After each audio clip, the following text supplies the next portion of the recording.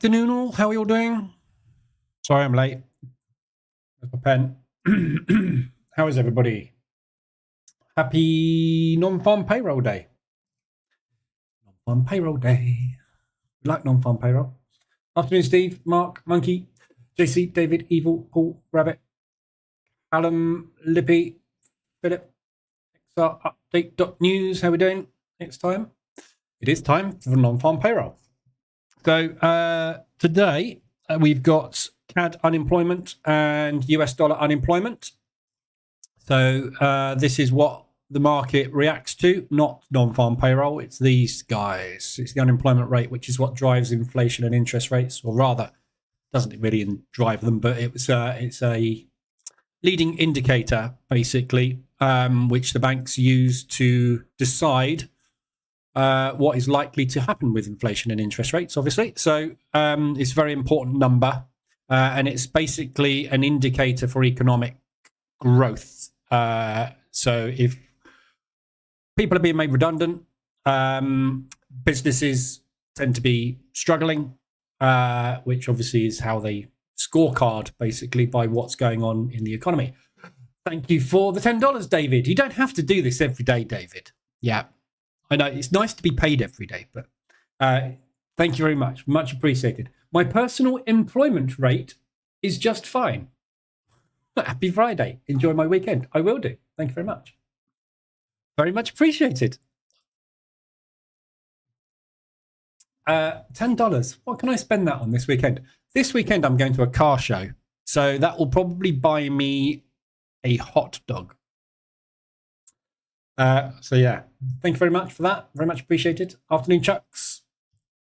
So yes, unemployment rate basically is a very important leading indicator. It's one of the four main scorecards that I use because the main four fundamentals are interest rates, inflation, GDP, and unemployment. There's a lot of other things that go into the pot, but this is one of the things the banks keep a very, very, very close eye on. So if unemployment goes up, it is deemed negative for the currency. If unemployment comes down, it is deemed positive for the currency. However, at the moment, it's all about interest rates. So we will probably find there is large movement on this today. But whether or not we get a sustained move, we'll have to wait and see. Somebody said in the Discord group this morning about how crap this week has been. And this is a prime example. In fact, the best thing to look at is the Euro CAD. Yeah. So we're on Friday, Thursday, Wednesday, Tuesday, Monday. Yeah. So we have had two interest rate drops this week on the Canadian dollar and the euro. Yeah. We haven't had interest rate changes for 12 months. And the market did that. There is just no volume in this market. It isn't moving for some reason. Something's wrong with Forex at the moment. It's just stagnant. It is news, nothing. And even interest rate news, which we've had two of this week. Yeah.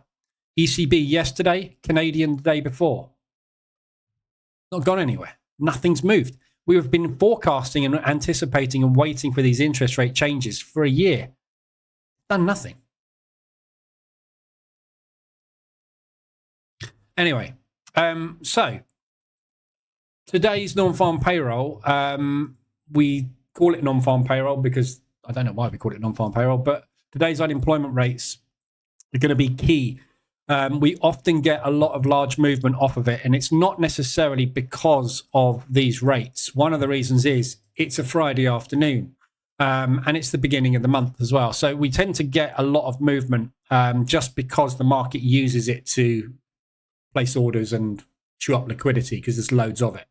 So that tends to be what moves it. If we get a 0.2% differential, if we get, for example, a 3.7 or a 4.1, that's usually enough to start a move.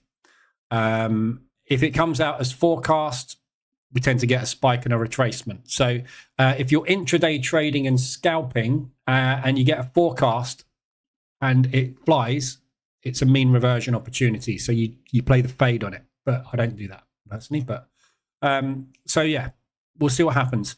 I think we'll watch. Let's watch US. In fact, what I'll do is I will put up Euro US and Euro CAD as well, side by side, so we can watch the two of those and just see what the impact is on them.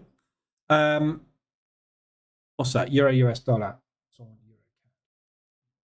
Because this will give us an indication, basically. Let's watch the hourly charts just so we can see how big the moves are. Might as well stick the indicators on there, so we can see stuff. So yeah, we'll see what happens. So today, there are no RSIs.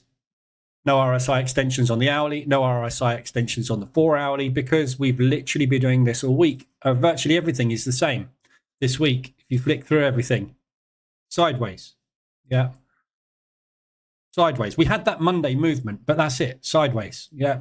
Sideways. Nothing.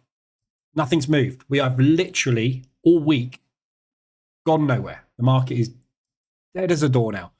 So if it doesn't move off this unemployment rate on news of this magnitude this week, this is the biggest news week we've had for months. Nothing's moved. So if the market doesn't move off of this, what the hell is it going to take? I don't know. Just don't know. It's dead. But we'll see what happens. So there's no RSI extensions 4 hour. It's going to be a short stream today. There's no ADR hits. There's just nothing to do. So we'll sit here and we'll watch, hopefully, the news start a move off. If not, early bath, basically, because there's nothing else to talk about. There's nothing else to do. The analysis I did on Friday is the same. So, yeah. Afternoon, Brian. Happy retail liquidation day. Yeah. Afternoon, Youssef. I'm testing something crazy, but I'm liking it. Oh my God. Testing daily RSI 2 9010 extensions. Yeah, you will like that because it's a brilliant strategy. It's what I'm trading. It's fantastic. Your hedging positions. No, I'm not convinced about hedging. It's a stop loss strategy, RSI 2 9010, and it works with stops. There's no need to hedge it. If you hedge it, you're just going to get yourself into trouble. The problem with hedging on a RSI 2 is an intraday scalping strategy. You'll be in and out within days. Yeah, if you hedge it, you're going to turn what will be a trade that will play out within 24 to 48 hours. You're turning it into something that could go on for weeks. So just that set file I put out for the position trader EA that is for RSI 2, test it. It's brilliant. Test it on the daily. I'm ever so slightly excited about the results I've got with RSI 2, the EA that I built. Bloody good strategy. Right. So, how long have we got to the news? 2 minutes. Afternoon, Kennerly. We hate short streams. Yeah, well, there's nothing to talk about. I started an FTMO evaluation today just for fun. Talk about that. Do you know what I'm trading on it? RSI 2. So I launched that today. I'm that bored, yeah, with what is going on in this market at the moment. I started an evaluation on a prop firm. It's that dull. I'm that bored.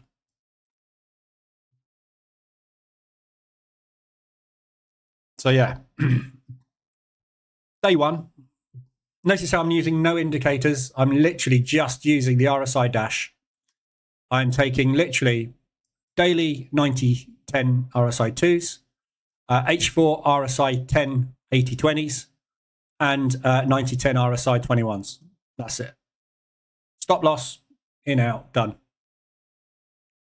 Back to gambling. Just because I'm bored. I want something to do. That's that crap.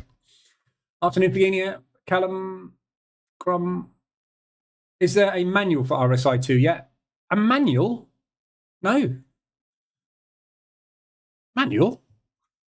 You don't need a manual for it. The RSI indicator, do you? Am I misunderstanding?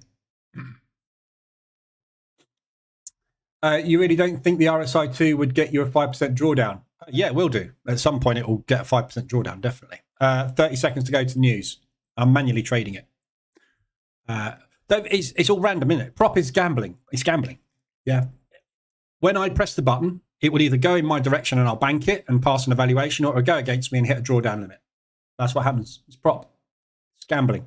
They put restrictions on it. And I've got a 1 to 30 leverage as well. So I can't take that many trades. Got to be careful of margin calls on that because it's a swing account. So it's got tiny margin. Massive spreads are in. 2 seconds. Off we go. Strong US dollar. Very strong US dollar. So unemployment rate is down on the Canadian and on the US. 6.2 on a forecast of 6.2. So the CAD actually came out as forecast. Unemployment up. Sorry, am I misreading that? That's, there you go, typical. Big, strong move on the US dollar. Massive positive push because they've had negative numbers because everybody's losing jobs. This is why you don't trade news. Absolute lottery. Makes no sense whatsoever. There's no reason the US dollar will be rallying that crazy to ADR when the number is a negative. The opposite. Canadian rallied off the back of the news as well. But obviously that was a forecast. So it's probably going to return to origin. I've no idea what's going on with this. But they certainly want to move the US, don't they?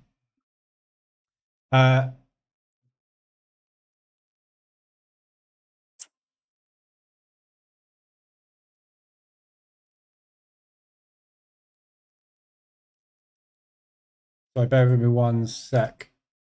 Got trades I need to adjust. I got any US dollar exposure on? Oh, yeah, I have. Hey, look, everybody, I just made $432. I don't know what my target is. Look at this. Terminals frozen, completely frozen. FTMO, totally frozen. Demo. What's the target on this? What's 140K times 10%? 14 grand. Right, I got to make 14 grand. I'm not waiting. Anyway. So, yeah, 125 ADR, Euro US. So, Aussie dollar CAD has also just hit ADR on the Canadian dollar move. Aussie New Zealand 125 ADR. That's pulled all the way back. Aussie US obviously will be coming down hard. We're down into support on that. Euro US, which we were watching, obviously we know that's collapsed. Get rid of that one now. Don't need that. Pound odd, US dollar Swiss 125 ADR. Pound odd also moved. So big move on the pound on that news. Yeah, pound is rallying off the back of that news. Pound New Zealand is rallying. Give me a sec. I've just got a load of trades on another account. I just realized I've got a long on Pound New Zealand. I think that's probably just hit target. So let me just about open this terminal. Come on. I've got too much stuff going on. Holy shit. So bear with me a sec. Just need to close some of this out before it retraces.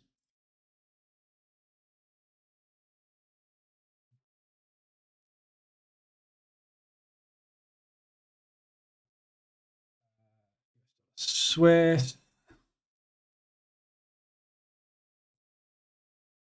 Close. Bear with me a second. New Zealand dollar, US dollar.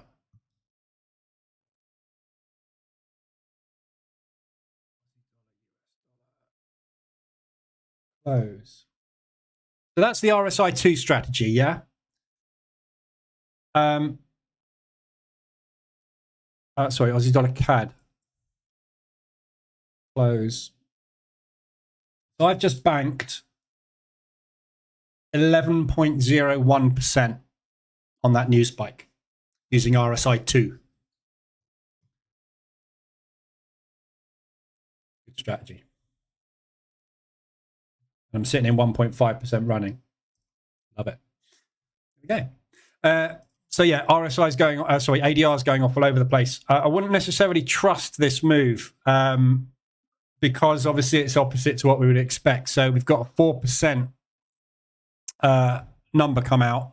It's not a massive differential, but it is a big. It is a differential. So this is why we get large market movement. Market is expecting one number, gets delivered something else. It has to adjust positions, which is why you get new spikes.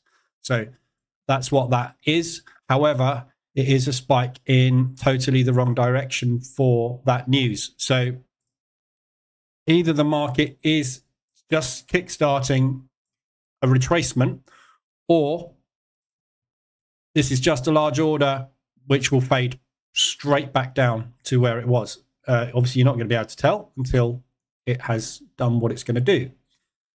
But big move. Nice push down on the CAD. Oh, it just gave me an exit on the CAD. I've missed it. I'm going to give that a benefit of the doubt that it's going to continue to drop. Okay, so there you go. So ADR seems to have calmed down. Pound New Zealand has also hit, and Pound US, that was what I was looking at. Pound US has tanked. Target on US dollar yen 150 ADR. Just targeting this low. So we could easily get a 200 ADR move out of this today. Market seems to want to do something finally. It's amazing, isn't it? You sit there all week through interest rates. Yeah. Pound New Zealand 125. And it does nothing. We've been waiting for a year for a move in interest rates. We get a move in interest rates. Market doesn't react. Unemployment rate comes out as expected for the CAD, and 0.1 differential, market goes nuts.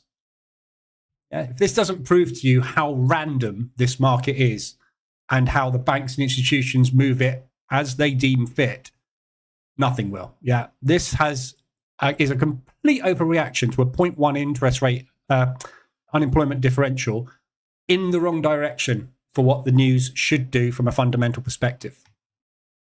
Totally nuts, isn't it? So the non-farm payroll number came out at 272. So that's massively bullish. So that's probably what this reaction is for. But that employment change is, that is not what the market pays attention to, what the market reacts to. Unemployment change can be created through jobs, businesses starting up, needing to employ 100,000 people. Yeah, the number of people unemployed is what puts pressure on central government and banks. That's why that's what goes into the scorecard rather than the non-farm. But we will see. Bank of Canada, July rate cut chances dipped to 44% from 50 after the job report. So again, Bank of Canada possibly not going to drop rates. ECB 29 basis points by year end. So one more drop on the euro. Doesn't seem right, but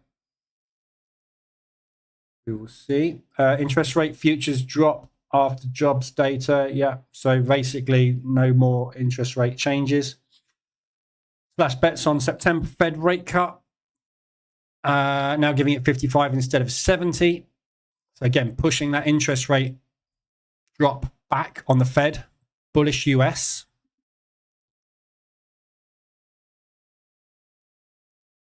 We had some news out the ECB this morning as well, which I forgot to cover this morning, which was it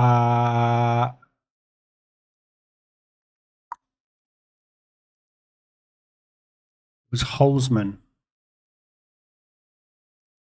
It didn't get highlighted in red, and I don't know why. All this blue stuff's so annoying. But basically what Holzman was saying was there is a chance that we won't drop rates for the next 3 months, because CPI was not forecast to drop for 3 months. Where is that? It's somewhere in there.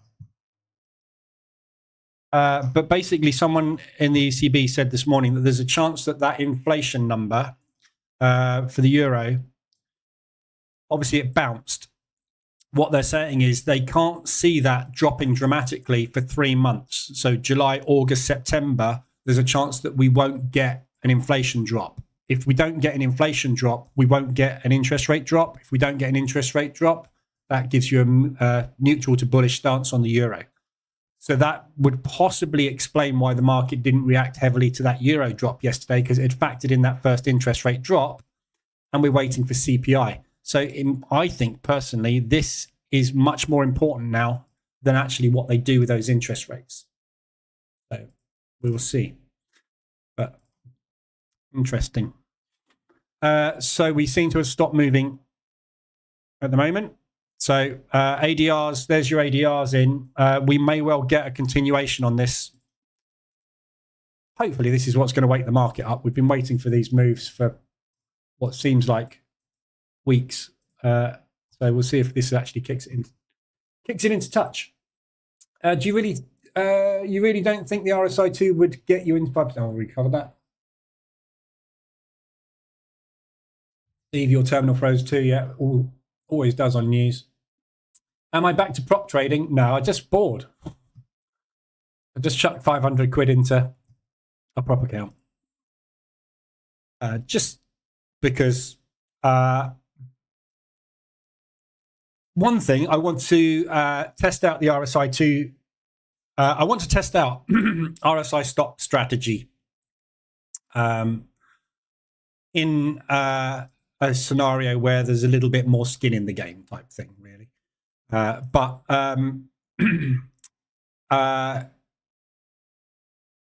Yeah, I didn't want to use the EA to trade it. So I just thought I've chosen FTMO because FTMO are obviously very well established. But yeah, just bored. This thing's not moving at the moment. And I've got other accounts running other stuff. And the position trading at the moment is just dead because it's sideways. Everything's sideways. So we seem to be sitting waiting for weeks instead of days at the moment. So I'm just filling my time, basically. I'm doing lots of research, but I thought, let's have a go for fun. I'll probably blow it because I'm not actually concentrating on it, but it's only a daily strategy. So I'm only looking at it once a day. So I'll be getting into, I just literally look at it every night. If we've got RSI extensions, I'll get in. If we've got profit, I'll take it. Simple. Are you still getting into those additional positions at 0.1 ADR on the RSI 2? Yeah. Yeah, multiple positions. Yeah, so those trades that I just closed out there, I've got another 3%. Are multiple trades, yeah. So 0.1 ADR apart. So it's basically the set file that I put in Telegram and Discord, I think, which is basically I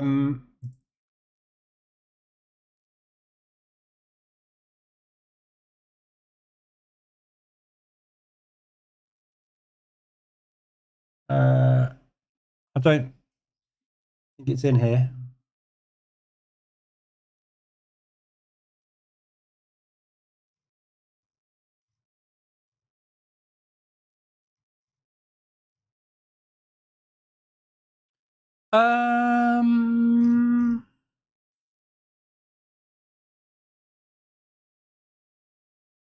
No, it's not in there. Where did I put that then?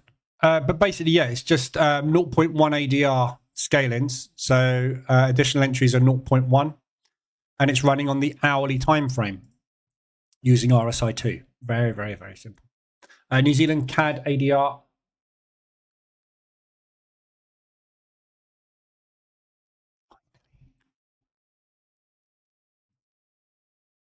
Look at that. Hell. So I'm holding this. Looking for a push and a retest of the propulsion gap.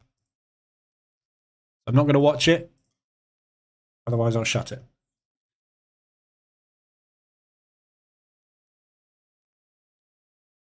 Isn't the move because of the non-farm payrolls? Yeah. This is the thing. This is the misconception with non-farm payroll. It's called non-farm payroll day. And everybody goes, hey, it's non-farm payroll. And all the prop firms go, you can't trade through non-farm payroll. Yeah. This employment change, yeah, is not as important as the unemployment rate. Unemployment rate puts burden on social spending and affects CPI through spending.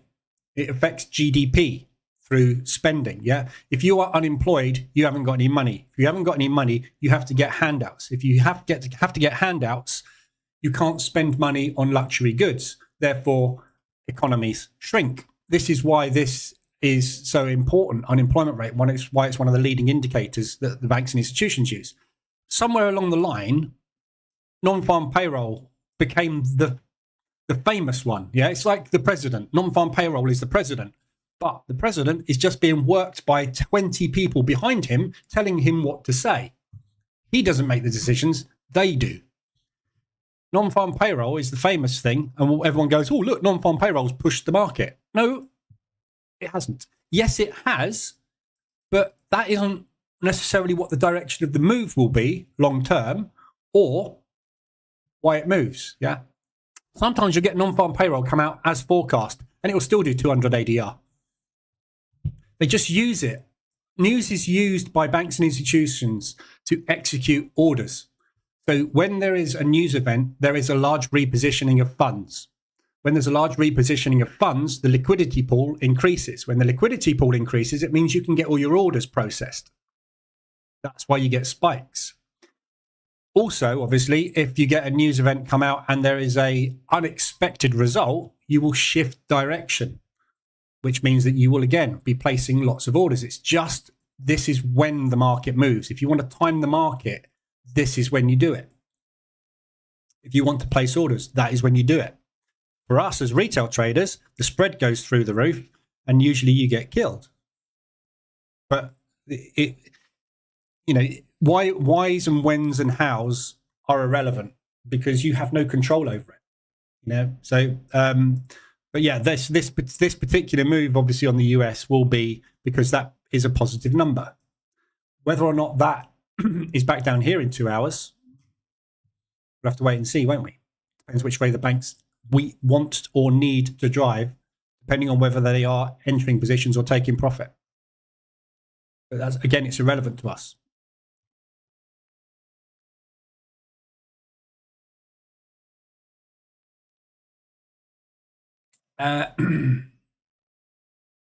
Tested Euro Swiss for the last 6 months, 79.21 RSI. How random is that? You're just picking numbers out the air.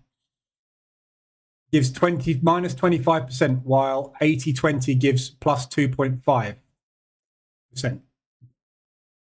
Euro yen gave the best results on 70.30. I've said it in a million times. Backtesting shows you what happened in the past. It's got no bearing on the future whatsoever. Yeah. And if you're using a 79 instead of an 80, first question is why? Second question is, or second statement on it would be, the 80 has to work. So does the 79, the 78, the 77, the 76, the 75, and the 81, 82, 83, 84, and 85. If you've got a variance like that, and it makes money regardless of which of those levels it turns at, if you're testing an oscillator, it's robust. If you are testing a 79 and an 80, it's not robust. You're just basically saying, what would have happened if I had have done? That will never happen again. That thing you see there with that reading and that price action is never going to happen again in the future. So all you're doing is saying, if I had have been trading, it's like getting the almanac from Back to the Future. Yeah, those scores happened. Yeah. So you know what to bet on. Yeah. You don't know the next winner of the World Cup, do you? You also don't know which RSI to take in the future. Same thing. It's but a robustness, a back test should be used for robustness testing. So you test multiple things. If it doesn't matter whether you got in at the 30 all the way down to the 10, you would have made money on any of them. You've got a robust strategy. If only the 79 works and the 80 doesn't work and the 78 doesn't work, that is just curve fit. Curve fit strategies fail all the time, which is why the marketplace is full of EAs with amazing back tests. You put them on a live account and it kills it because they've curve fit it to one specific set of data in the past, which will never repeat itself. But you got to test multiple levels. That's what my robustness, hopefully this is making sense why I do these tests. Yeah. These robustness tests that I do. Yeah. They're going to open over there. Yeah. Thought it would. They're done to give me confidence in a strategy. Yeah. So this particular robustness test here, I'm testing on this particular test. That one, for example, I've tested 16,000 variations. So should I get out at the end of the day or should I get out on the opposite signal? Should I take profits and stops or should I keep them? Should I set my targets anywhere between half an ADR to 5 ADR? And same with my stop losses. Which of those is the best to use? Right? What it's told me is 13,500 of those 16,000 made money. So which one should I use? Doesn't matter. 13,500 of them made money. It's robust as a strategy. Doesn't matter whether you use a half ADR, 1 ADR, 2 ADR, 3 ADR stop, and the same for your take profit. Doesn't matter if you exit at the end of the day or if you exit when there's an opposite signal. It all makes money. Yeah. That's a robustness test. If you just tested, should I use a 1 ADR, a 2 ADR, or a 3 ADR target, and the 1 ADR target made money and the 2 and the 3 didn't, that's never going to happen again. If they all made money, you know you've got something that's going to work. But that's only 3 tests. You need thousands of tests to make something robust, don't you? So there's no point in using the 79. Pointless. Use the 80, just round it up. It's got the same chance. Afternoon, have you made any video on RSI2? No. It's the same thing, guys. Yeah, RSI2 is the same thing. It's an extended market condition and we're getting in the opposite. It's just another way of getting into the market. Test it. I put the set file out there for the position trader EA. Go and test it. Test it yourself. It's very easy to test, yeah? All you're doing here is you go RSI 2, daily, close, whatever you want, doesn't matter, 90, 10. Space your entries apart. Use a lot multiplier if you want. Set your targets. Test it. You don't need a manual or a video. Just test it. Does it make money? Yes, use it. I will do a video on it at some point, but it'll probably be for the new website. So, because it's not my strategy. Interest rate changes are priced in since we've expected them. Yeah. These CPIs and unemployment rates can be used to forecast. So that's what they'll be pushing prices. That's what will be pushing prices.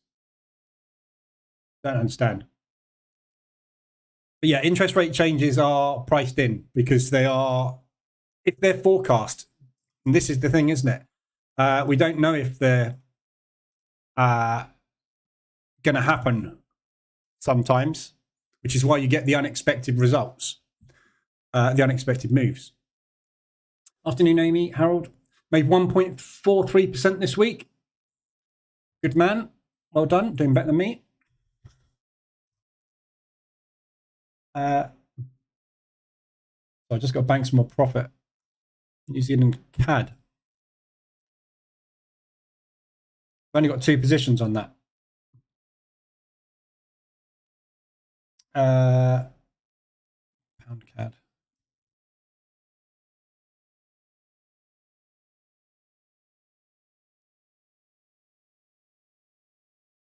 Bear me a sec.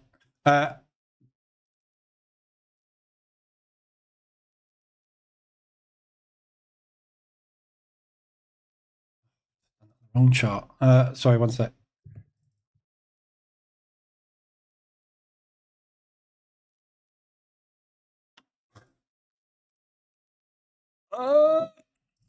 Sorry. Bear with me 1 minute. So yeah, so this RSI 2 strat, basically, the RSI 2 is here, obviously. So you can see it's taken 4 positions. Yeah. So this is using the position trader EA, and all it's doing is it's saying, is the RSI 2 extended on the daily time frame? If it is, take a trade. And then just keep monitoring it. Every day it's extended, you take another trade. And at some point, they will revert that move. That's all the RSI 2 strategy is. Exactly the same as position trading, except the spacing can be a lot closer together because you're only trading daily. But if you do it on the hourly time frame, you will get a lot of entries. And that is where you can really make a lot of money very, very quickly. And that's what that set file is that you can test. Really like the navigation changes. I really like the navigation changes and additions to the website. I haven't changed the website. My website.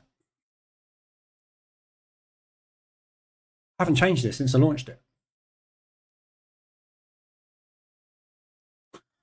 Honestly, I haven't changed anything. What do you think I've changed?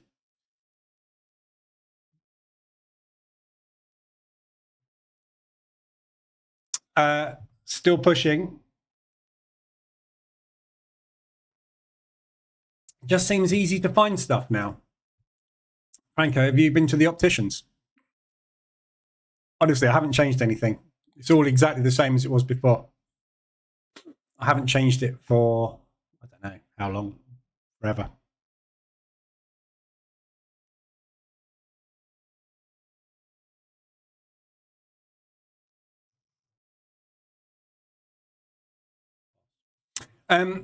So there's not really much else to cover today because obviously we need to wait and see what happens with this move. Markets seem to want to undo some of this US dollar move that we've had, which is good, and the Canadian as well, obviously.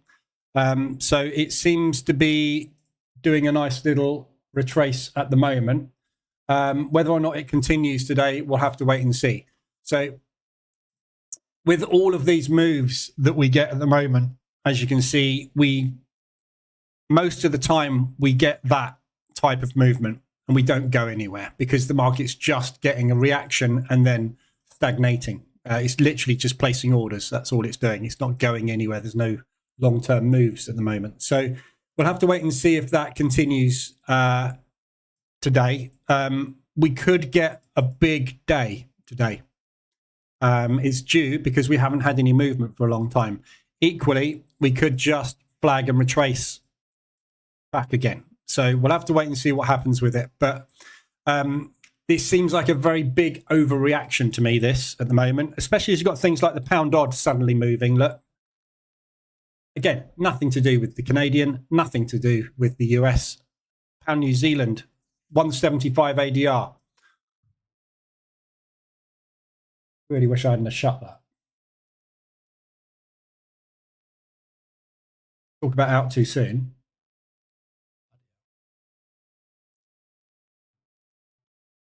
My exit price.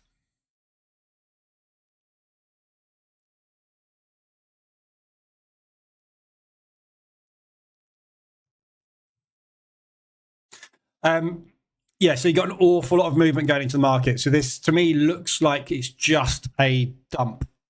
of orders, which is just them undoing everything that they've been in and taking profit on those moves. So if this is a profit take, you would usually expect a continuation leg after it. Yeah, so just be a little careful with trying to jump on this as a directional move. It's probably just a profit take. Afternoon, George. If anybody's got any other pairs they want to look at, let me know. Love to get that hit today and get out of that pain in the backside. Finally.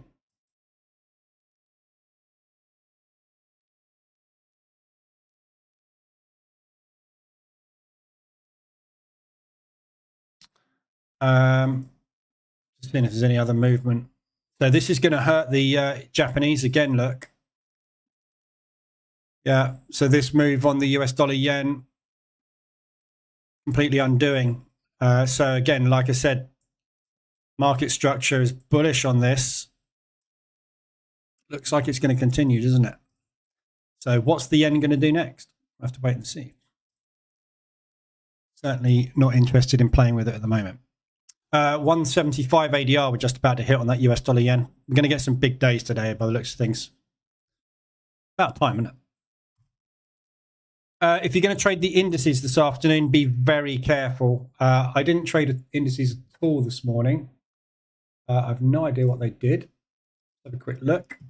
But you'll find the indices will be collapsing probably at the moment.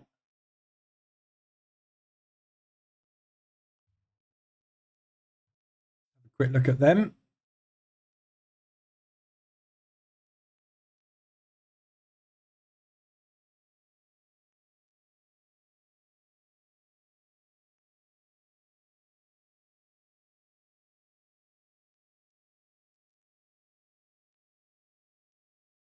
Yeah, all coming down hard. So obviously indices tend to do the opposite of currency. So if you're going to trade the open today, just be very careful because the liquidity has gone through the market already. So you'll probably find it will either potentially do something like that, or it will just stagnate at the open because there's no volume left. The volume's been placed already pre-market. So when the market opens, there won't be that huge rush for orders that you usually get because they've done a load of it in the Globex session. So just be careful if you're trying to trade ORB today because it'll probably be a little bit weak at the open. DAX do today in the FTSE. Wow. 100% ADR on the DAX today, and the FTSE's just hit on the news as well. Big day in the indices. But again, the indices, look, haven't gone anywhere this week. Again, it's just rotation. Nothing is moving directionally. Wow, what a day. We've got 8% open P&L and 11% banked. What's your target if you have an open trade on EuroCAD?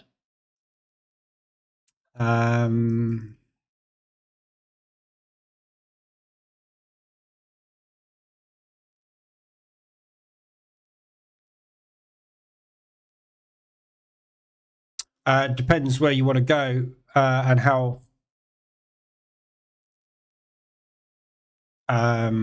aggressive you want to be. I'm going to go with that low down here, which is this propulsion gap. So you've got three propulsion. Well, this is one massive propulsion gap. So from there all the way down to there, basically. So this whole move basically is one propulsion move. It was just happened over 4 hours. Pound CAD's just hit ADR as well. So if you look at where we are with this, we're forecasting euro to be weak off the back of the interest rate drop. We didn't get the move yesterday we were expecting. We're forecasting the CAD to be weak off the back of its move, which we didn't get. So the bias on this is bearish against bearish. It's been rallying. I would expect to at least come down and test this level if it's going to form a range. And if it is going to unwind this position, that's more than a 38 retracement. So 50% retracement is bottom of that propulsion gap. So if it's just going to pull back and then rally, or pull back and range, there's a good chance we'll come down and test that weekly low. So that is 2-week low and last week's low in the same spot, which is that previous resistance. Look, so we hit that level, came back, hit it again. Propulsion gap broke through, tested. So this is where the buyers are sitting at the moment. So we're going to retest that level. There's a good chance we'll bounce again if the buyers are still there. If the buyers aren't there, obviously they get rolled over. So if you put your target above that propulsion gap, the chance you're going to get hit.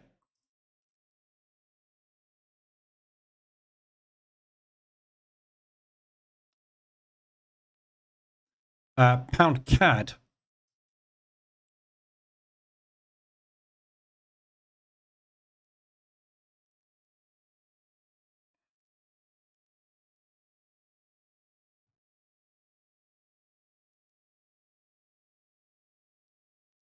Same sort of thing with the pound CAD.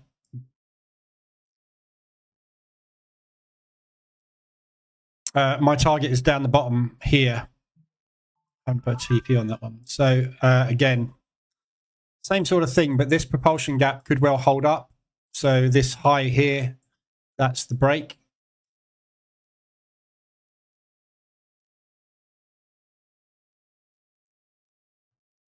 Sorry. RSI2 makes me smile. 15.5% banked, 6.5% open P&L. I'm using 5% profit targets, by the way. I'm being super aggressive on the account. So if it gets into single positions, it's banking 1.25%. If it gets into multiple positions, I'm targeting 5% profit with 1% ADR stop, 1% profit, 1% stop loss on each trade. So when you get days like this, it will do huge profits, 15.5 with a 7% open P&L. Obviously, the weeks like this don't happen all the time, but gonna hold it. Yeah, so that's my target on EuroCAD, and all CAD pairs basically are going to look very, very similar. So EuroCAD, Pound CAD. Yeah, it's basically accumulation break. We had the news, didn't do anything, and market seems to be unwinding. The problem with this Canadian dollar is it didn't find weakness on the news. So I guess what they will do is assume that that is going to do the same as the US now. If the US is pushing their interest rates back, I know the CAD have said that we are not going to link ourselves with the US as we usually do, and they're somewhat pegged to each other. However, if that US rate gets pushed back again, which it looks like it's going to be now because of the unemployment numbers, it may be that they want to sit on that rate for a little bit longer with the Canadian. So in which case then it becomes neutral again, which means you can go in either direction. And the same with that euro. So the euro, obviously we got the rate drop. And there's a good chance that they're not going to drop the rates for a couple of months now. Why have I got a massive orange block there?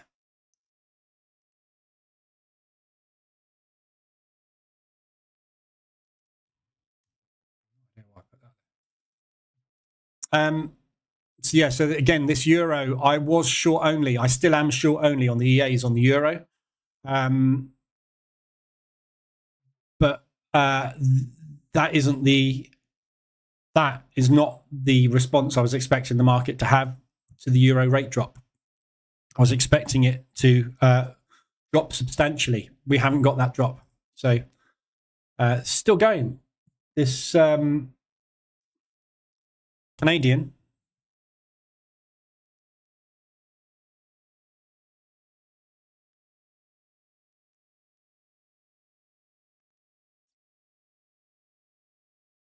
big move. Right. If anybody's got anything else they want to look at, let me know. Other than that, I haven't really got much else to discuss today. because we just need to see where the market's going to take these moves, and all these moves are in the direction we've been waiting for. So just a case of seeing how far they push. Next week, we've got the GDP for the pound. So Monday, there's not a lot. It's the claimant counts. Tuesday. Monday, there's nothing. So Monday, we'll do a Monday morning, 8 o'clock, because there's no news. Tuesday, there's no news. So Wednesday, we've got GDP, but the main news this week, next week, is CPI.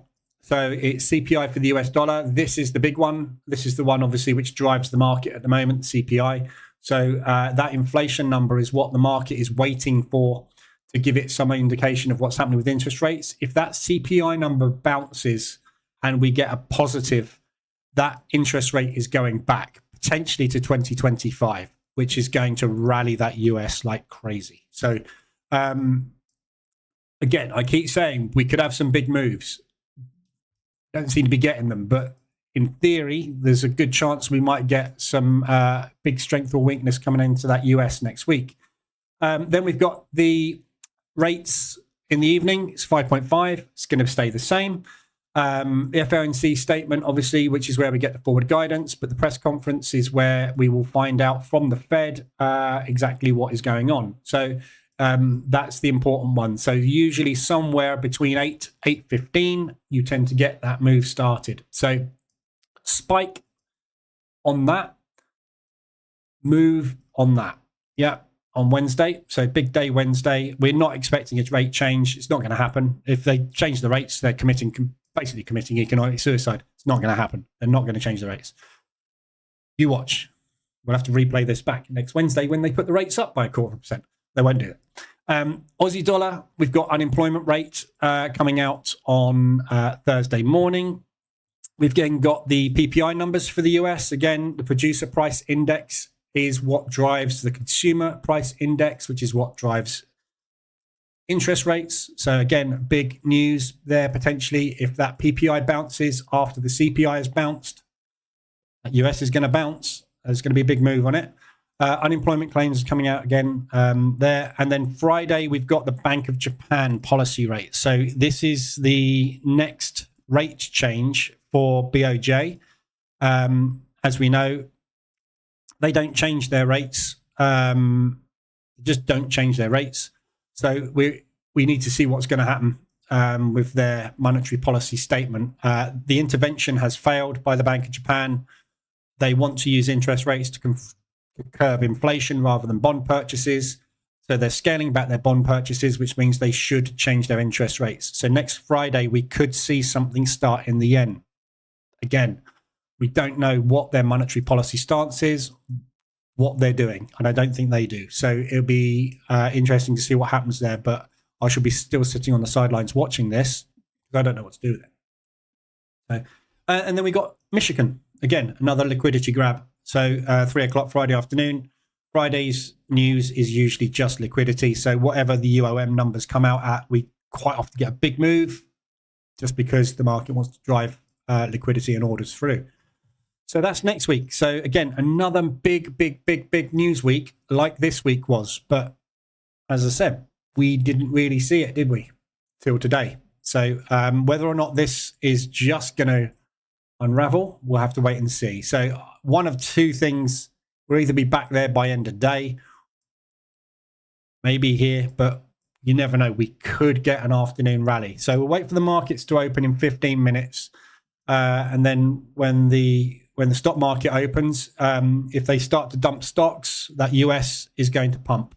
So things like the pound US that has suddenly put that move in, if the stock market opens bearish, the US will rally and we'll get a continuation move this afternoon. But equally, the market's open bullish, we'll be back up there. So wait and see. 15 minutes.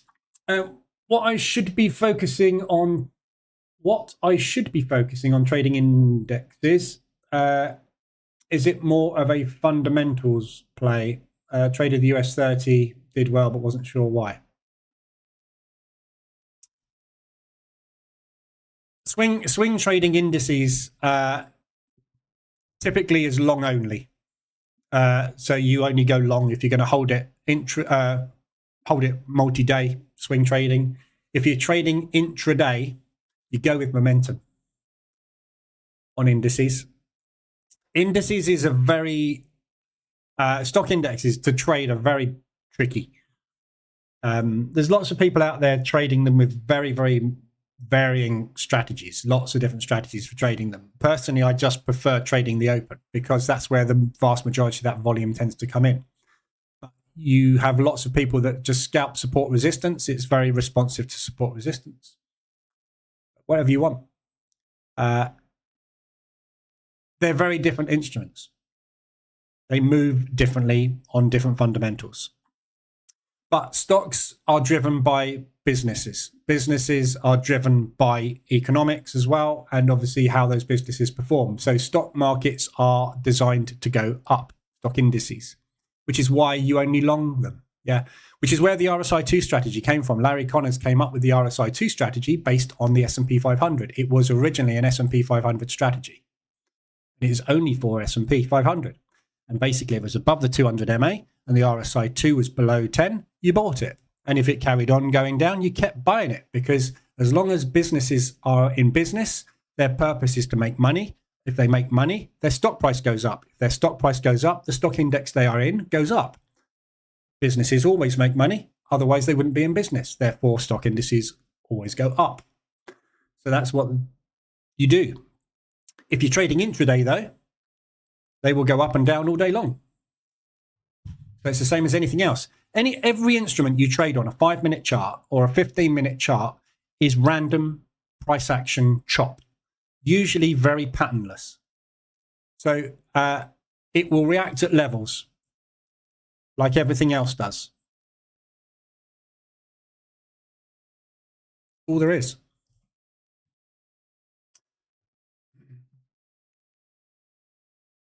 How much exposure do I have on US pairs now? Not a lot. Well, I have got I got pound US on. Sorry, pound US on, and I've got euro US on. That's it. I took a US CAD. Sorry, yeah, the EA took US CAD short as well on Wednesday. Not an awful lot. How confident would you be mean reverting these non-farm payroll moves on the US pairs? You're asking me to predict the future, Jeremy. I don't know.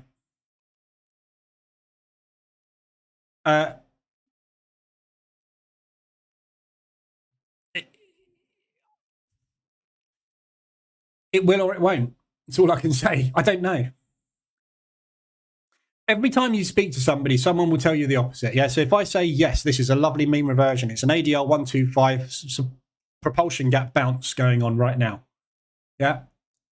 If that works, I'll go, told you so. If it doesn't work, the guy that said, wait for a pullback flag and short it is right. One person will be right. Either you go long on it or you go short on it. You can control your risk, but you cannot control the direction of this.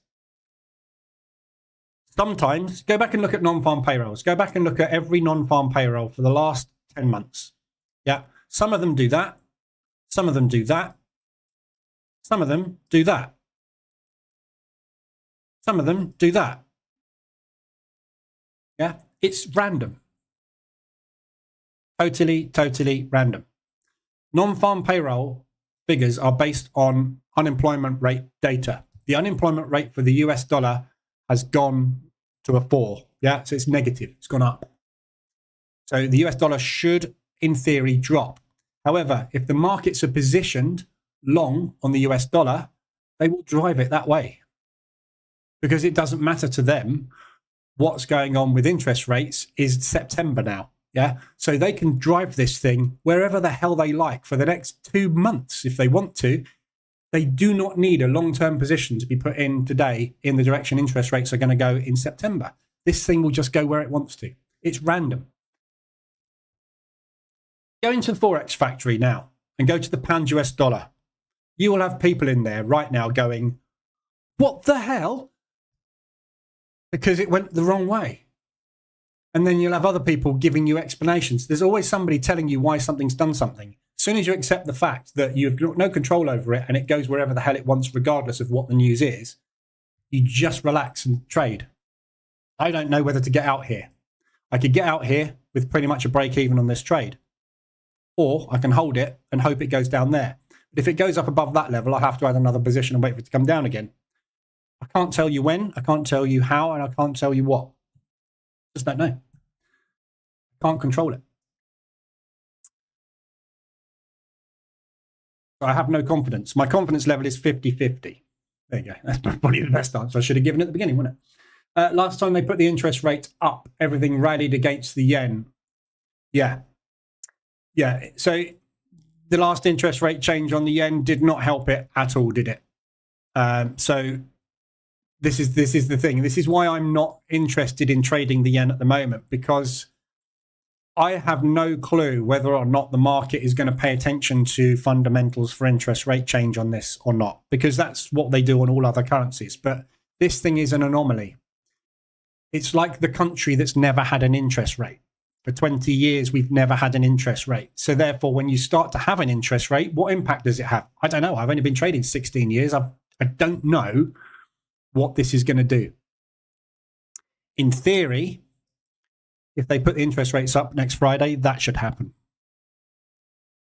But what happens when the US come out on Wednesday and say, do you know what? We're moving our interest rates in 2025 because that CPI number's not working.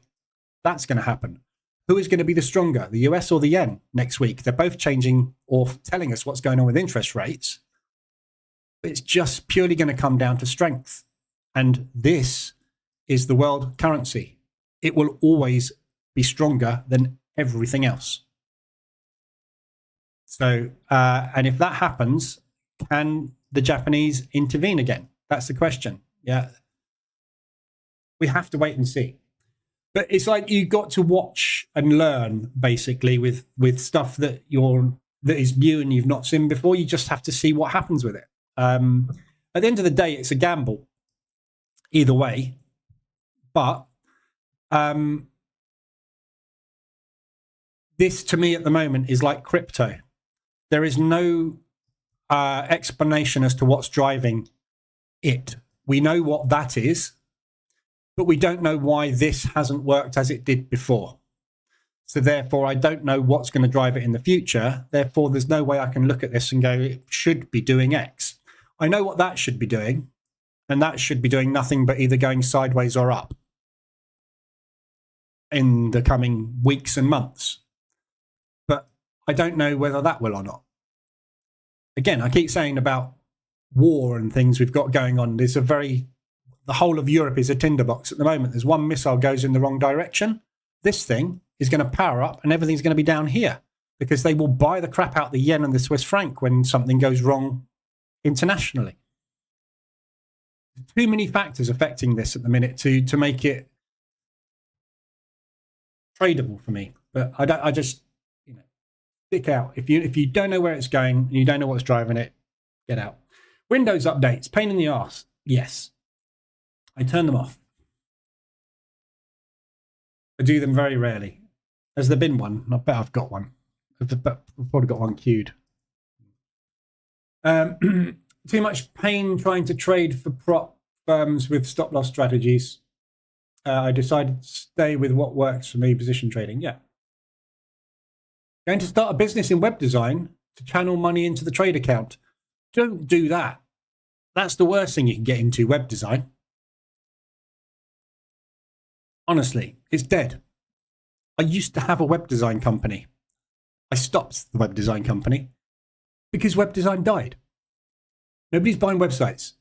You can build your own now for $10. Steve does that as well. But it died for me anyway.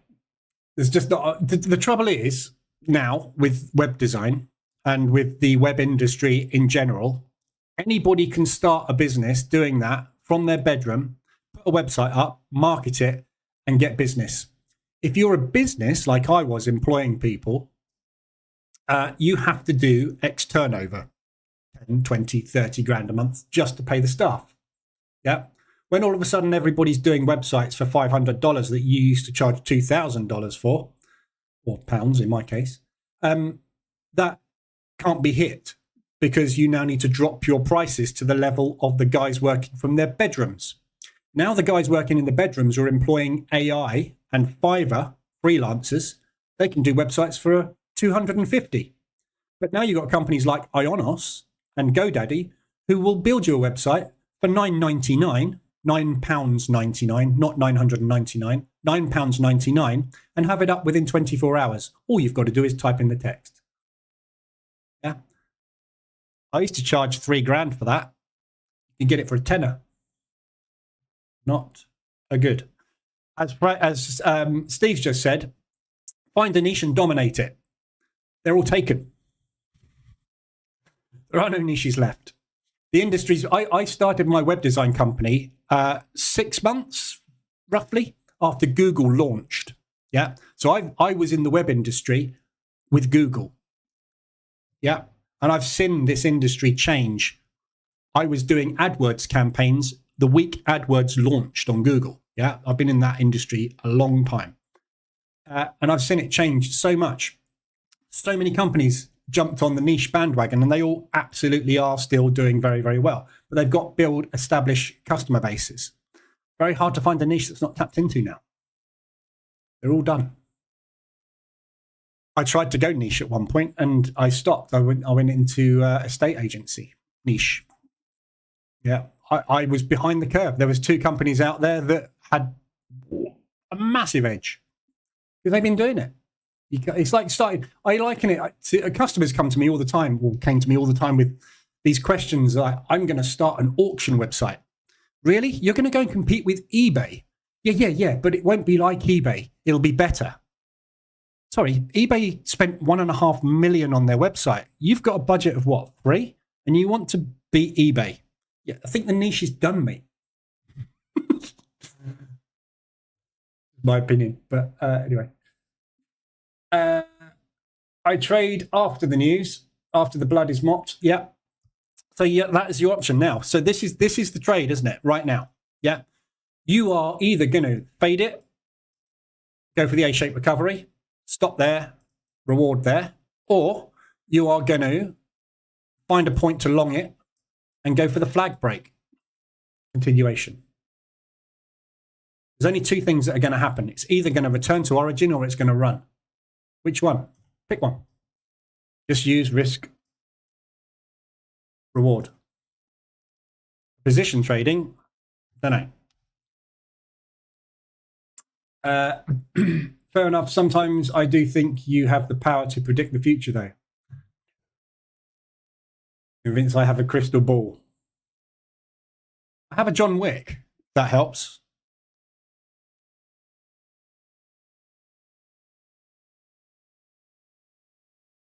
John knows. My US 30 strategy. Every time Biden talks, I go short. That's a good strategy. Did it go? So did the market drop yesterday? Because he was talking at the D-Day commemorations yesterday, wasn't he? So that's probably why. Web designers flip to optimization business, trying to stay relevant, then faded away. Yeah, I did that as well. Or pick a country where the competition sucks, Steve. Yeah, there you go. Like Spain. Yeah.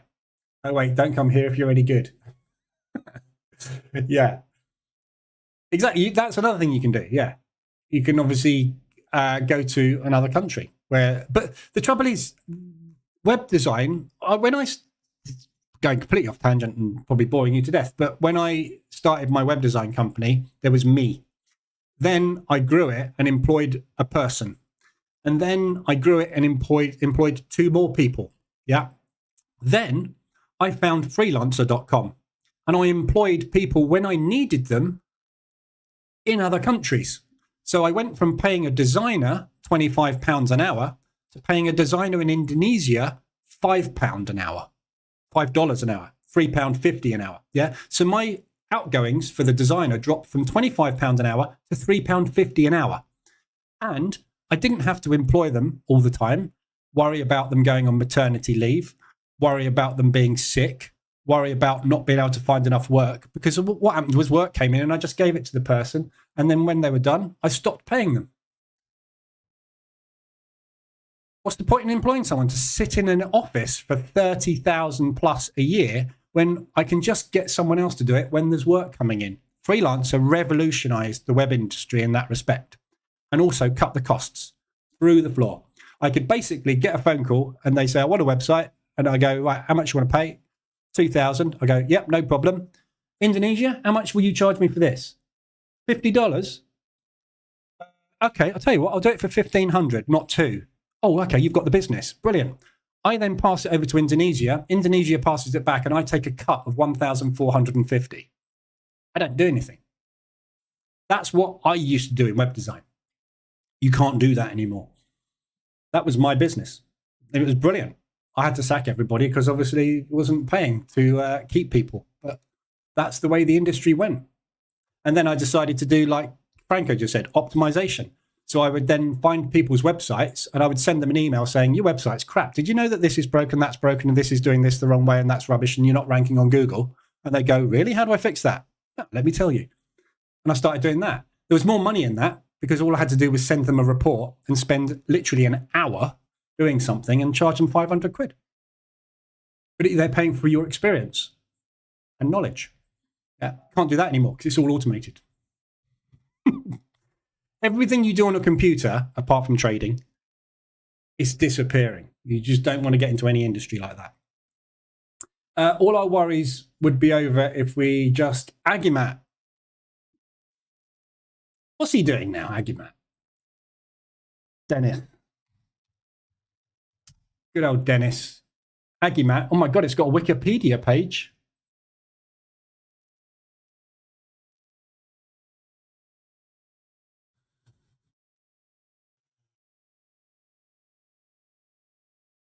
No. AI web trading platform.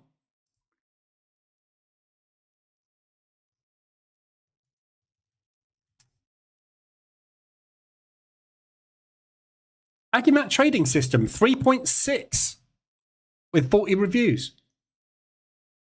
Trustpilot 3.6. Yeah. Forex Peace Army. Oh, I don't want to go there. I can't even find him now. Agimat FX Pro EA on my FX book. This should be interesting.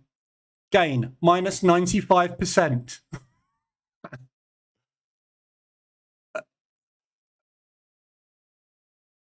Says it all, doesn't it? Look at it, Agimat. We're doing really well until we blow the account. All right, Dennis, hope he's not in here. It was good at one point. It was fun. I've also built websites in the 90s and stopped in 2003. Woof. Coding CSS using tables and things, I should imagine. People don't want to pay enough for my work. No, I don't want to pay anything. I don't want to pay anything for anything at the moment.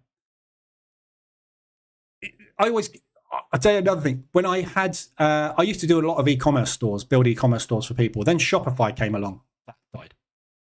But I still built e-commerce stores for people. But what I actually said to them was, I'll build you an e-commerce store, but the only reason you're going to make money from this e-commerce store is if you plug a plugin into it, which feeds all your product data to Amazon, because everybody buys from Amazon. Why would they buy from you and pay for shipping, which is going to take 3 days at a higher price, when they can buy it from Amazon at the cheapest price on the planet, have it delivered this afternoon for free? And everybody wanting to have an e-commerce site built suddenly went, yeah, you're right. Amazon killed e-commerce. eBay killed all other auction websites.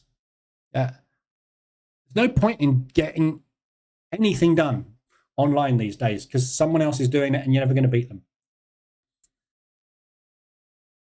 I tell the truth too much, don't I? That's probably why my business started failing in web design, or rather didn't get as many customers, because I told them the truth. You want to set up an e-commerce store selling clothing? What? Don't do that. All right, I won't build a website with you. Oh, yeah. At what point did in that journey did you start trading? I don't know. I had my offices with 4 people working in them, so I was trading. You know, like when you work for someone and you have your monitor there, yeah. And whenever the boss comes along, you're like doing some work. I was like that with my employees. I made my desk positioned so that they couldn't see my monitors because I didn't want them to know that I was actually doing trading stuff rather than doing the job I should have been doing, which was running the business. So it was when I was employing people, and I haven't had my office for 10 years, 8 years, 10 years, I don't know, long time ago. But that's how I got into trading. I'll tell you when it was. I can tell you exactly when it was.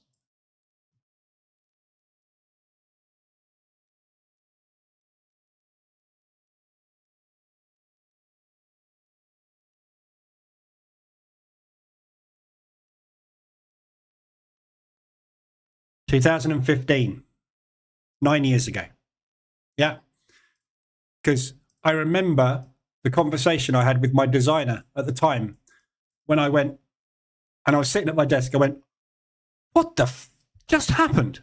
She was like, what? What's going on? I was like, nothing. Swiss franc peg was removed. And she thought something catastrophic had gone wrong with the business. It was like, oh, shit. My terminal's frozen. Everyone take the day off. I've got to phone Alpari.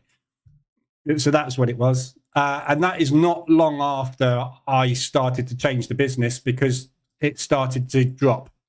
Because everything started to become automated and you used to be able to get stuff done cheap. Freelancer.com revolutionized all web-based industries to do with design, graphics, advertising, website build, everything. You can get everything done in India. Someone in India will work for $20 to $30 a day. I had to pay people £25 an hour. Yeah, that's when the industry changed. And I think that's probably when the Swiss franc decided we'll move everything over to India. Admittedly, the quality's not quite as good, but yeah. So it was back in 2015. I remember it so well. The panic on the staff faces was like, because I couldn't control my emotion, obviously. When you see something like that happening, you're like, never seen that before. That's when I learned the terminology black swan as well. Didn't know what a black swan was until that happened. Now I do. We haven't had one since either. Apart from COVID. Well, COVID wasn't a black swan. Liz Truss was a black swan. Liz Truss caused a black swan. And then Bailey undid the black swan. Liz Truss deciding she would run the economy of our country in a different way against everybody's advice. And the markets just went, you know this will bankrupt the country, don't you? Let's all get out of the pound immediately. And then the Bank of England came along and went, Liz, you're an idiot.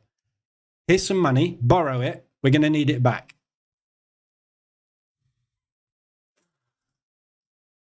That's why you need to pay attention to elections. Yeah.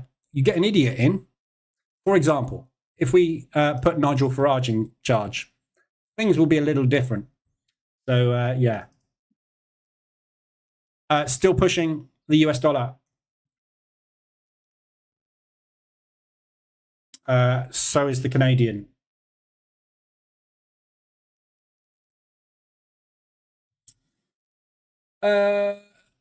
AI-based cloud trading. I hope the results don't come out like Barrier Man. For those of you that weren't here yesterday for the Euro rate announcement, we got Barrier Man created because the Barrier Man removes Lagarde's barriers. Unfortunately, Barrier Man seems to have malfunction in his leg. He is the barrier. And we also discovered AI does not know how to draw cars. Look at that wheel. Where's that wheel? And this is a car crash, isn't it? So this is just basically one massive back-end shunt, except they've managed to keep it all in a very orderly line. I've just noticed something else as well. Yeah. This lane gets tighter and tighter and tighter. So if you're driving your car here, as you get towards the end of it, you have to squish your car in. Again, I say, you want this in charge of your trading? Seriously. Funny. Of the 9 years, how many years have been position trading? 5.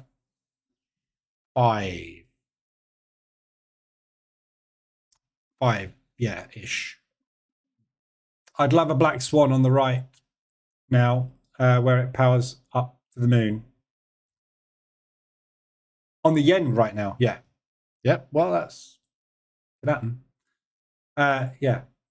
But no, I've been position trading about 5 years. I went break even about 7 years ago, 8 years ago. It took me nearly a decade to get to the point where I wasn't losing money. But that's because I wasn't doing it full time. I was doing bits and pieces. And in and out, I had years off where I didn't trade for years because I got disillusioned with it. Aussie dollar CAD 175. That means New Zealand CAD will be coming down as well, almost a target. Yeah, so I had years where I just gave up and then I'd come back. And I think that's the people that make it are the ones that give up and come back and give up and come back and switch from this to this to this, because that's how you get experience. There is no way of training someone in this job to do this in a way. You have to feel your way into it. It's a very discretionary thing. And you have to do all the courses to find out what is and isn't clicking with you, because there is no one way of making money in this market right now. There's a hell of a lot of people now pressing the buy button on this. And they may well be right this afternoon. Right now, they're wrong. That's why markets go up and down, isn't it? But there's no book that says where this is going. There's no book that says when you should press this button. There's no strategy that knows where this price is going. It's going where it's going because the banks are taking it there. And until the banks stop taking it there, it won't stop going there. How can you possibly write a job description for this is what you do when? Different every day. Yeah, I said this morning, I posted this morning, didn't I? This thing's gone nowhere a week. It's now undone the entire week's move. This is where we started on Monday.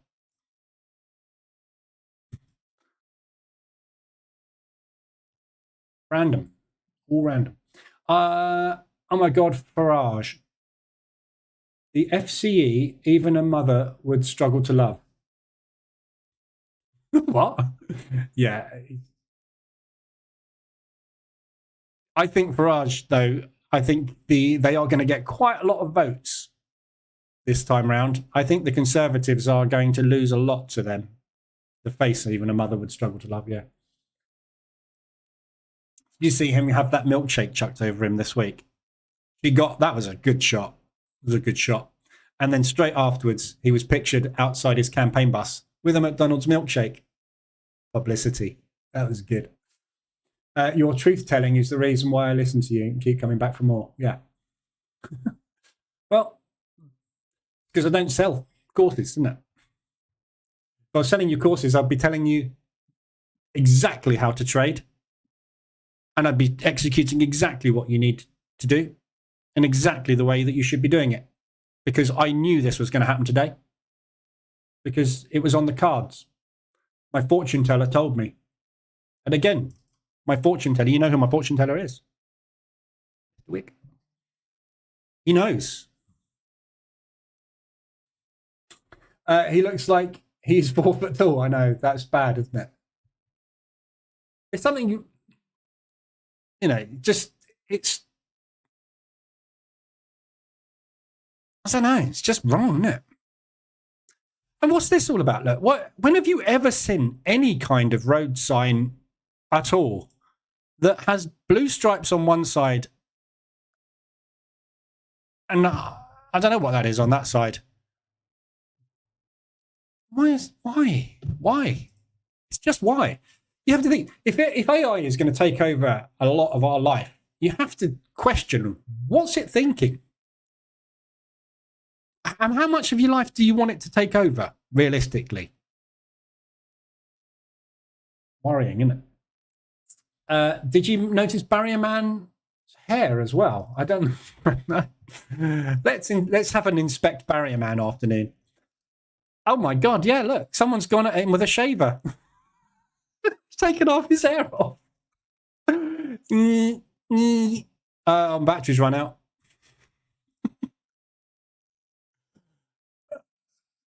Love it. This is what AI generated art is all about. Is just like getting it to draw stuff and then going, what are you doing? I've noticed as well, some of the trading websites are using AI generated imagery now as well, of people sitting. I saw an advert go past on YouTube or on Facebook the other day and basically it had clearly been created by AI, and it was a load of what looked like school children sitting in front of a teacher with a chart on the background. And I was like, they've said something to AI like, I want a classroom environment with somebody teaching how to trade. So it took school, children, teacher, whiteboard, chart. It's like, first of all, they've got to be 18 to trade. So that is against advertising regulations. You're portraying that children can trade. It's illegal. Secondly, why? It's just wrong, isn't it? Just totally wrong. But they've quickly got that made because it's original and they stuck it up as an advert. And people will click on it as well. This is the saddest thing, isn't it? Anyway, Faraj, make Britain great again. Make Britain again. Or is it too late? I don't know. I'm not getting into politics, but it would be good if we shut the borders. But how? I don't know. How are you going to stop the boats unless you pop them?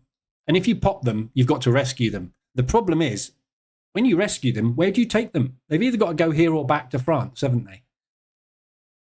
This is where the problem lies, isn't it? The English Channel. What we need is one of Donald Trump's massive walls in the English Channel. That's the solution. Sorry, let me just write that down and send that to Nigel Farage. Build a wall. Worked well for Trump. Biggest influx of Mexicans they've ever had. Anyway, that's from getting run over by France. Yeah, he did. He got run over by France. Lagarde. You obviously said something about Lagarde or France, didn't you, to get that stripe?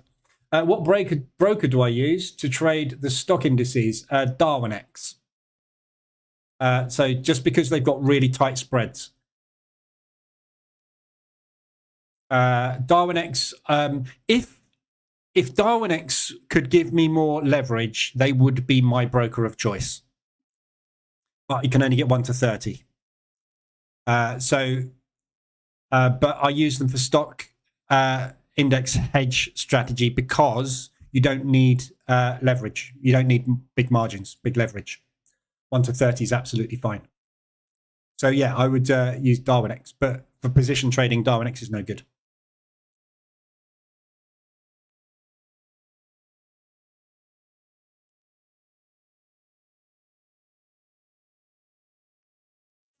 So just closing a bit more profit there. I've just shut New Zealand dollar CAD on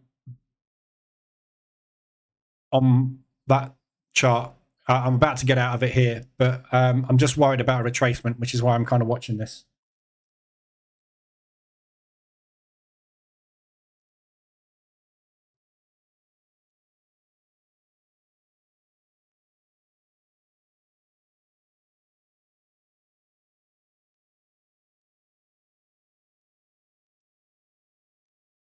Bear with me 1 sec.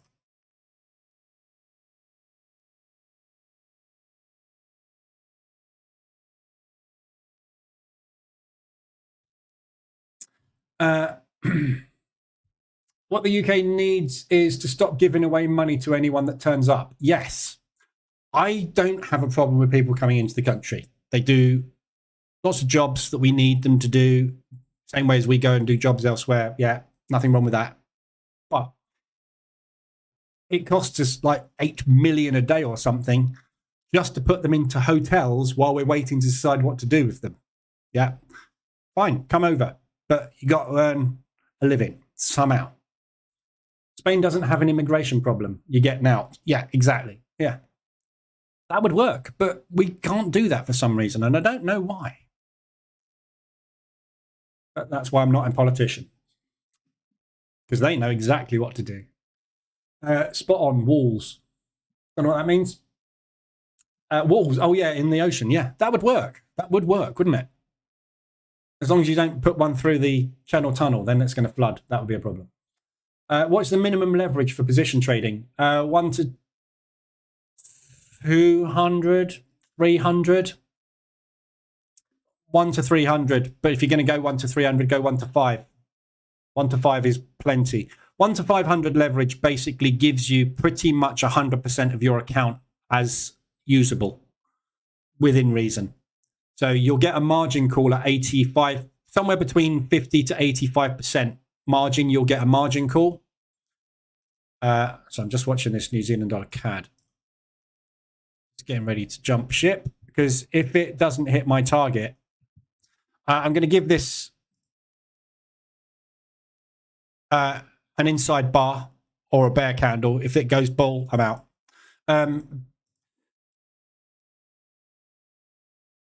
Yeah, so basically, if you have 1 to 500 leverage, you can pretty much use your whole account. You don't want to use your whole account, obviously, but you need more than 1 to 30, because you're going to go into 10, 15% drawdown at times on your account, and 1 to 30 leverage won't let you get anywhere near that drawdown. So you've just got to be able to have multiple positions on and get into drawdown on your account.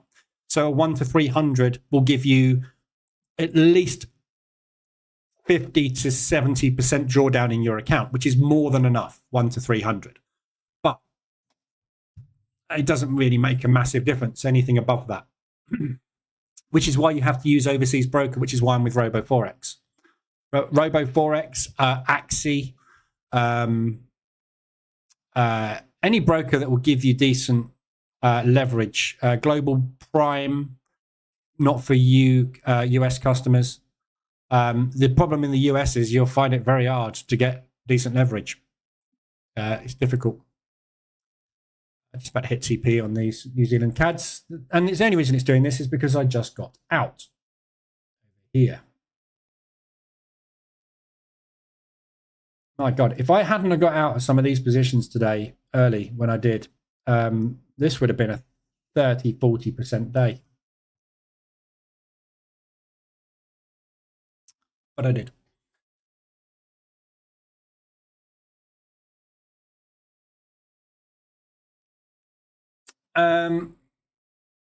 What broker would you use if you were position trading the stock indices?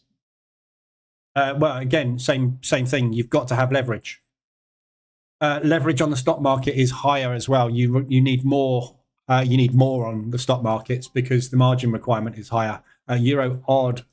Euro's taken off as well. Look.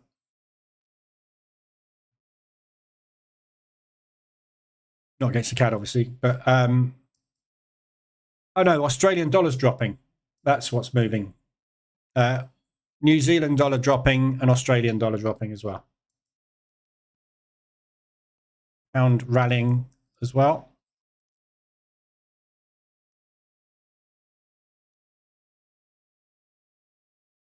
Yeah, so you need just margin, but I wouldn't position trade indices. If I was going to position trade indices, it's long only, no shorts. Aussie US 175 ADR, big ADRs today. Good day, finally. Taken a while, a long while. Immigration invasion and national security risk is very real in the US. Yeah.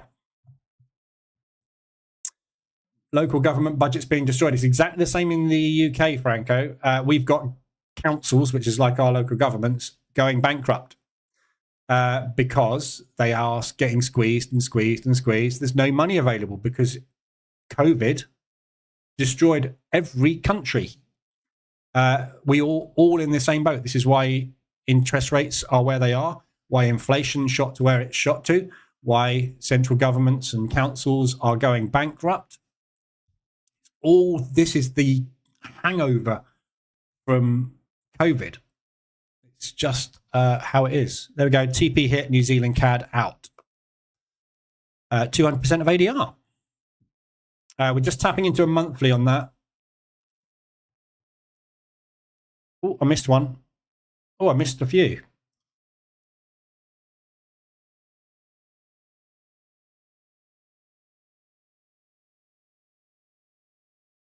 Let it run down a little bit more, I guess. I wonder if we'll get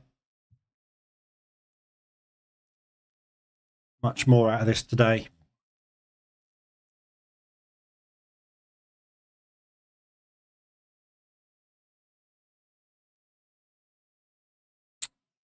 Close it in a minute. I'm just hovering over the close button. We're at a crucial spot here.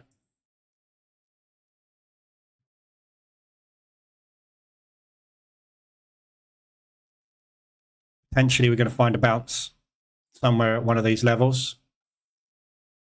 Down there as well, that propulsion gap there, look. So we're just filling this propulsion move.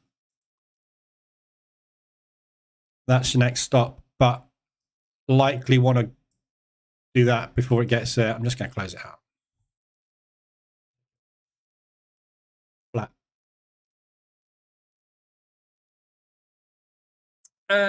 Agreed. No money, no accommodation. No, exactly. But then what we're going to end up with is a load of people on the streets. Crime. But the idea is they won't come, will they? The only reason they come to the UK, and this is, they're open about it, aren't they, is that why do you want to go to the UK? Well, because they'll give me somewhere to live, they'll give me some money, they'll feed me, and I can get a job. Right. Well, you can't have any of that anymore. Do you want to come to the UK still? No. Problem solved, surely. Am I oversimplifying this? There's obviously a reason why we can't do it. There's probably an international law or a European law, which means we can't do that. But we're not in the EU anymore. They all voted to get out of that. That helped the pound. I just closed my New Zealand dollar CAD, obviously on daily RSI. It is massively extended upwards. I am biased that it might go further down. Take the profit. The profit's there, take it. I've still made a loss on this New Zealand CAD overall. I'll do an analysis on it later, but I'll still be down on it. 40% day is crazy. Yeah, it's high risk though. That account that's running is high risk. It will take 5 to 10% loss days as well.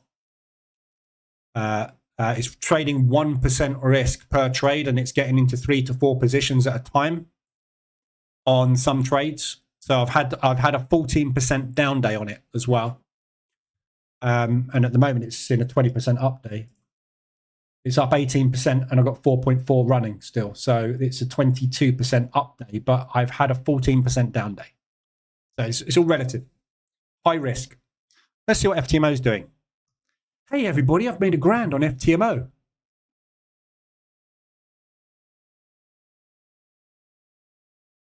Yay for my side. Target's 14.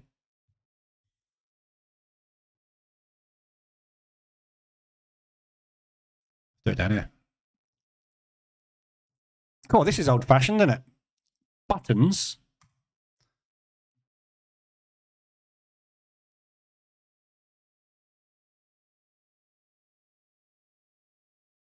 Swiss yen.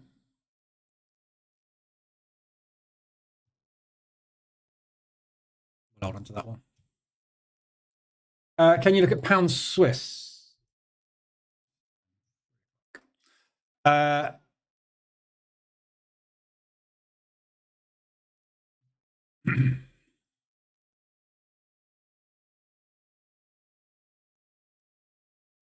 Pound's having a bit of a rally at the moment, but nothing much moved today, is it? So I don't know. Swiss franc, again, I'm finding it very difficult to get a bias on the Swissy at the moment because the unexpected interest rate drop happened. And since then, there's been very little power in the Swiss until last week. So it seems to me that it's back to doing normal market structure movement, but being the Swiss, it's erratic as hell. It always is. And it goes into massive, strong runs. So at the moment, it's still bullish. However, next week, we've got potential for some news to come out about the pound. The problem with the pound at the moment is we've got an election on the 4th of July. Bailey is going to be under pressure to announce an interest rate drop before the election, so the Conservatives can come out and go, hey, everybody, we've not only hit target on inflation, we're going to drop your interest rates as well. Vote for us, and we'll continue to do this.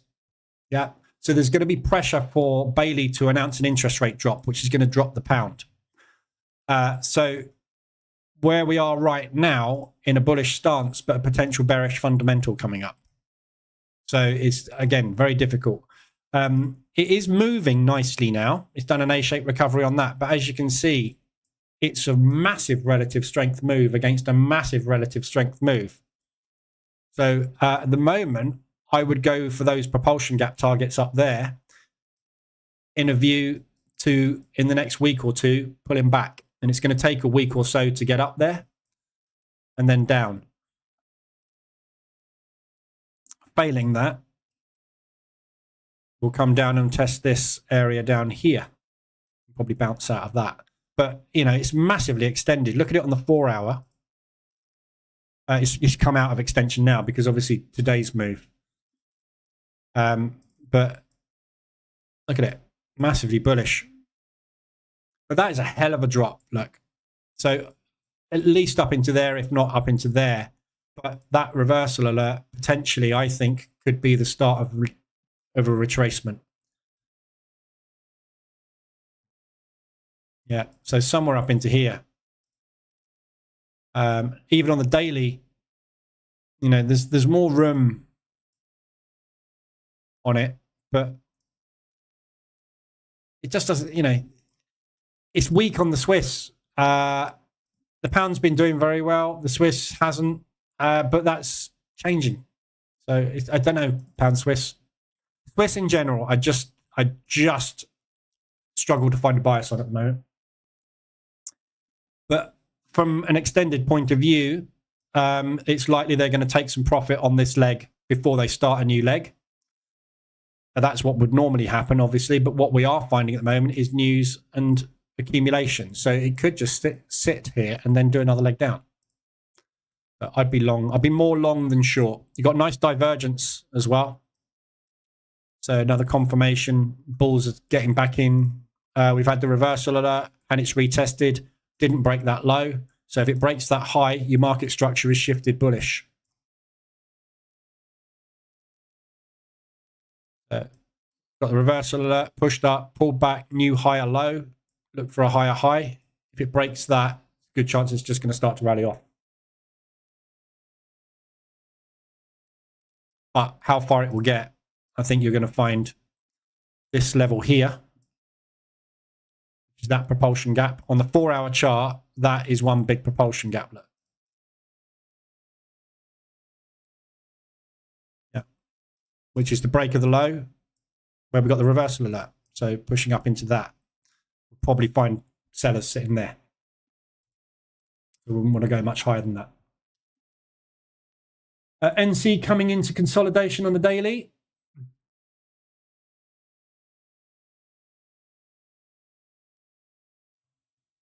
Yeah, that's why I got out. That's the last month's high. You're going to find buyers at the high because we broke out. So they'll be looking for a retest buy. Don't forget, we've had negative news on the Canadian dollar. Yeah, the interest rates came down. Bullish. The New Zealanders have come out and said we're probably going to put our interest rates up by another 0.25% potentially. Bullish. Yeah, bearish CAD, bullish New Zealand. You want to be longing the New Zealand CAD fundamentally at the moment. How long it takes for that to actually happen, we'll have to wait and see. Don't forget, this is just a reaction to an expected result on unemployment. Yeah, this Canadian dollar rally that we're seeing is because the news came out exactly as we were expecting it. No reason for it. So there is a very good reason for them undoing it, because it's not a move. That's why we have A-shaped and V-shaped recoveries, because the market does a massive move to fill orders on something that isn't fundamentally the direction it should be going, which is why we get reversals. And the fundamentals certainly are long on this at the moment. And as you can see, market structure is obviously hugely bullish. Propulsion, accumulation, propulsion, accumulation. Propulsion. This is the first time we've actually undone it, isn't it? But yeah. I'm out. In fact, I will be flipping long shortly. For your H1M5 strategy, are you using 21 or RSI 21 or 14? 21, always 21 on the hourly. But up to you.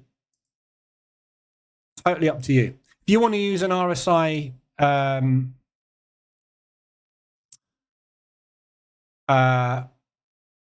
14, use an RSI 14. Okay. Yeah.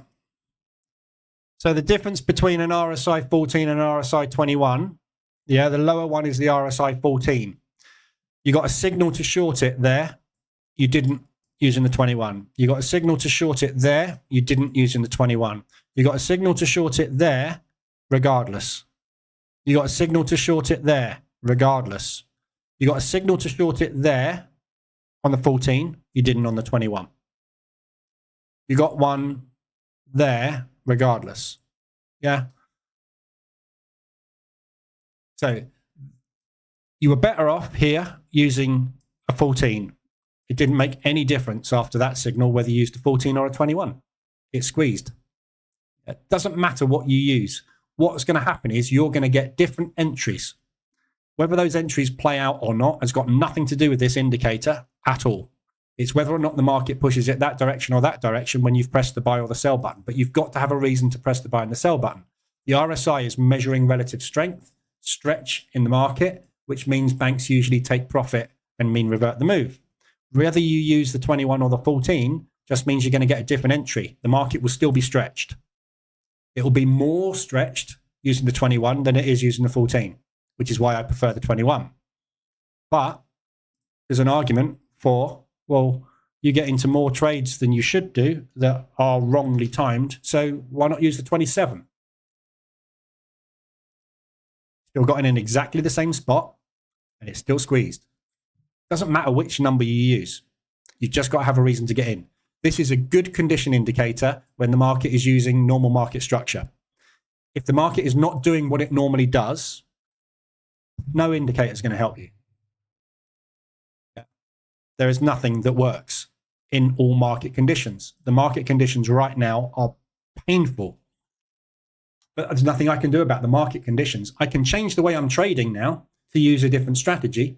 But when the market goes back to normal, that will stop working and position trading will work. By the time I've identified that I should be now doing position trading and not doing something else, I've lost a load of money. So you just keep doing what you're doing and you take the losses during the period where your strategy doesn't meet the market conditions and you wait for the market conditions to come back to your strategy. If you hop strategies every time the conditions change to what is working, so I'm a mean reversion trader, I'm going to change to being a trend trader now because New Zealand dollar CAD is trending. You identified it's trending when you got to here because you had a high, a low, a high, a low. Oh, okay, we're in a trend. Yeah. As soon as you get into it, it turns into a mean reversion, a range. Yeah. Your trend trading strategy, you then go, screw it, I'll change back to this one. And as soon as you change to that, it starts to trend. And then you go, I'll become a trend trader again. Then you go, oh no, it's ranging. I'll trade. See what I mean? You hop strategies, you will just hemorrhage cash every single day of the week. You sit there and you do the same thing over and over again because you've back tested it. It's got a long-term edge. You know it works. It's not going to work all the time. There is no strategy that works all the time. That's why we hop, because we think there is, because there's a guy selling a course driving a Lamborghini. Well, it must work.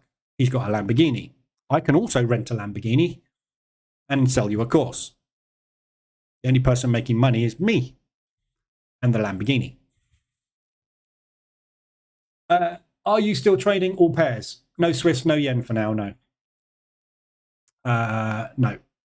Not max exposure, no. I'm trading lower risk and everything. So I'm just not trading Swiss and yen.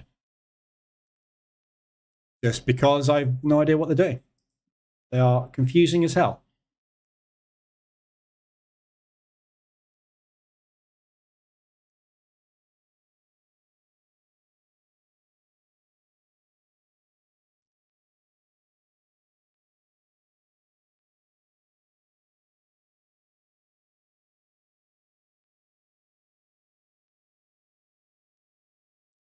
Take that actually. Just take that Euro US off as well. Easy money, 0.5%. Straight in, straight out. Same as that one. It's getting very extended now. When we're down at 150s, 175s, you know, the chances of that happening are getting stronger and stronger and stronger. So if you've got profit, take it. I would. He says, sitting here, holding Aussie New Zealand still.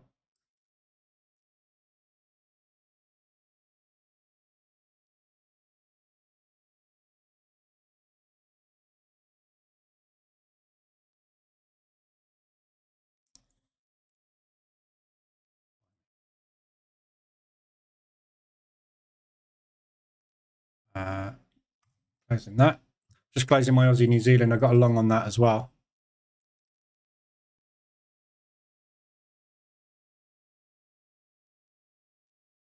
I mean, look at that.